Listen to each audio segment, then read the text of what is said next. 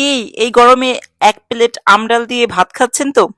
আমি তো জানি সবাই খাচ্ছে। গত বছর তো আমিও বাংলাদেশে থাকতে খেয়েছিলাম, ভেবেছিলাম এবার হয়তো বা খেতেই পারবো না, কিন্তু আল্লাহ রিজিকে লিখে রেখেছিলেন তাই হয়তো খেয়েছি। চলুন আজকে আমার মায়ের রেসিপিতে ডাল রান্নাটা শেয়ার করি। সো হ্যালো এভরিওয়ান, আসসালামু আলাইকুম। আমি ঝোরা কানাডা টরন্টো থেকে বলছি। আশা করছি সবাই ভালো আছেন। আলহামদুলিল্লাহ আমরা ভালো আছি। আচ্ছা, আপনারা কি এটা জানেন মুসুরির ডালের সাথে যদি একটু মুগ ডাল মিশানো যায় তাহলে কিন্তু ডাল রান্নাটা আরো বেশি মজা হয়। আমি কিন্তু ফার্স্টে মুসুরির ডালের সাথে মুগ ডালটা মিশিয়ে এরপরে সুন্দর করে ধুয়ে আমি এখানে হলুদের গুঁড়ো, লবণ এবং কিছু কাঁচা পেঁয়াজ দিয়ে সুন্দর করে ডালটাকে আগে সিদ্ধ করে নিব। আমার যতদূর মনে হয় আম ডালটা সবাই কিন্তু পছন্দ করে। আমার কাছে তো এই গরমের দিনে আসলে এই আম ডাল, তারপরে হচ্ছে মানে খাটা যে রান্না করে না আমের খাটটা, ওইটা আমার কাছে আরো টেস্টি। তো দেখুন দেখতে দেখতে কিন্তু আমি আমার ডালটাকে সুন্দর করে সিদ্ধ করে নিয়েছি। তারপরে আমি কিছু তেজপাতা দিয়ে দিলাম, আর ডালের ভিতর তেজপাতা আমার কাছে খুব ভালো লাগে, দারুণ একটা স্মেল আসে। এটা আপনাদের ইচ্ছে, আপনারা পারলে স্কিপ করতে পারেন। আমি আমার মাকে দেখতাম কয়েক কোয়া কাঁচা রসুন নিয়ে এত সুন্দর করে পাটায় পুতো দিয়ে এইভাবে ছেঁচে নিত।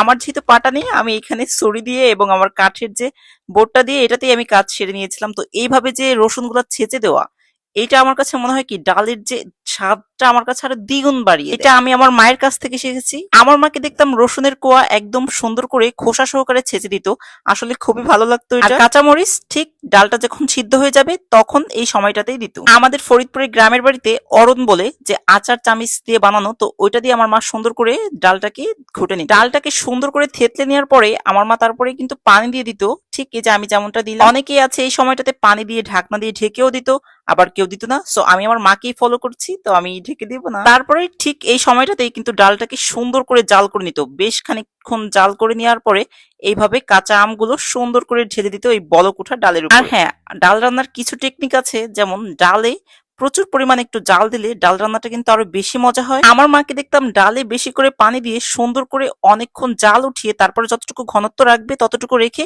তারপরে আমাদের ফরিদপুরের ভাষায় বলে ডালটাকে কিছু ফোড়ন দিয়ে বাগার দেওয়া। আমি যেহেতু এখানে আম দিয়েছি 1 মিনিটের জন্য জাস্ট একটু ঢেকে দিয়েছিলাম। তারপরে দেখুন এই যে কি পরিমাণ বলক উঠছিল। আমি আমার আইডিয়া অনুযায়ী দেখলাম এখন আমার ডালের ঘনত্বটা এমন আসছে যে এখনই আমার ফোড়ন দেওয়ার পালা, বা আমাদের ফরিদপুরের ভাষায় যে বলি বাগার দিব। আসলে কি এখন না প্রচলন গুলো না হারিয়ে গিয়েছে। আমরা আগে কিন্তু ডালটাকে আমার মাকে দেখতাম এইভাবে মানে আলাদাভাবে একটা ডিশে ঢালতো, তারপরে কিন্তু কড়াইতে বাগার দিত। কিন্তু এখন কি হয়, মানে আলাদা করে আরেকটা কড়াইতে বা তাওয়াতে করে ফোড়ন ভেজে ডালের উপরে দেয়। কিন্তু না, আমি ওই যে বললাম আমার মায়ের রেসিপিটা ফলো করছি, এই জন্য আমার মায়ের রেসিপিতে আজকে করব। ডালটা খেতে যা মজা হয়েছে না, এই দেখতে থাকুন। ডালটাকে কিন্তু আমি আরেকটা ডিশে ঢেলে নিয়েছিলাম, তারপরে কড়াইটা আবার সুন্দর করে ধুয়ে তেল দিয়ে এখানে পেঁয়াজ, রসুন কুচি ও সামান্য কিছু জিরে দিয়ে সুন্দর করে এইভাবে নাড়ছি। আর এই যে বলি না ডালের স্বাদটা কিন্তু যে এখানে আসবে, চামিচ দিয়ে সুন্দর করে ঘুটে নিয়েছিলাম, মানে এদিক ওদিক করে গলিয়ে দিচ্ছিলাম এই টাইপের।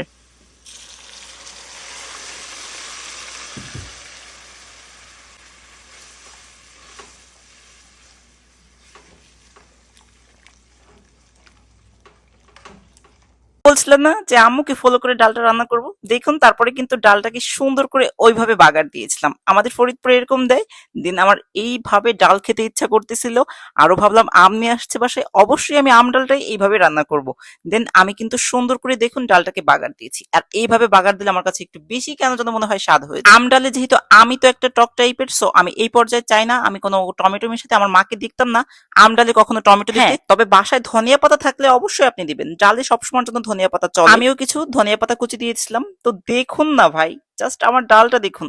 আমি জানি না আসলে কয়জনের কাছে আমার ডালটা পছন্দ হবে, তবে আমার কাছে খুব খুব মজা হয়েছে। আর হ্যাঁ, আমাদের গ্রামের ভাষায় বলে না যে বড় চাটাম বড় করে, আমি এটা মানি। আমি এটা ভালো রান্না করেছি, অবশ্যই আমি আমার নিজের ভালোটা বলবো, তাই না? আর মূল একটা কথা হচ্ছে কি, আমার যখন 13 থেকে 14 বছর বয়স, আমি তখনই একটা কথা জানি আমাদের প্রিয় নবী হযরত মুহাম্মদ সাল্লাল্লাহু আলাইহি ইসলামের কথা, যে ব্যক্তি নিজের ভালো বলতে পারে সেই হচ্ছে সর্বাপেক্ষা জ্ঞানী। কথাটা অবশ্যই হাদিস থেকে নেওয়া। তখন তো ছোট ছিলাম, অত বেশি বই টই পড়তাম না, নিজেই তো পড়াশোনায় ফাঁকি দিয়ে বেড়াতাম। সো আমার বড় আপুর কাছ থেকে ফার্স্ট এই কথাটা শুনেছিলাম। আর কিছু নলেজে থাকুক আর না থাকুক, ওই কথাটা আমার নলেজে সবসময় আছে, থেকে যাবে। তো দেখুন আমার আমটা কিন্তু কি সুন্দর মানে একটা সিদ্ধ হয়ে গিয়েছে না? অনেক সুন্দর, মানে পারফেক্টলি একটা সিদ্ধ হয়ে গিয়েছে, যেমনটা আম ডালে দরকার। আমি আবারও বলছি, মানে আমি এডিট করতে করতে আমার বলতে ইচ্ছা করছে, দেখুন কি লোভনীয় হয়েছে।